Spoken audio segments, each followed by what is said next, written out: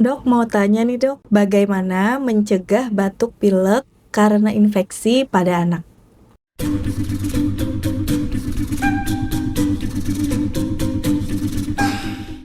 Ya, jadi untuk mencegah episode batuk pilek pada anak, yang harus kita lakukan adalah menjaga hygiene, yaitu dengan mencuci tangan, kemudian istirahat yang cukup, makan makanan bergizi, dan imunisasi pada anak-anak, misalnya imunisasi DPT, imunisasi PCV, campak, dan juga influenza. Dan juga jika sedang batuk pilek, jangan lupa untuk menggunakan masker. Baik, terima kasih dokter.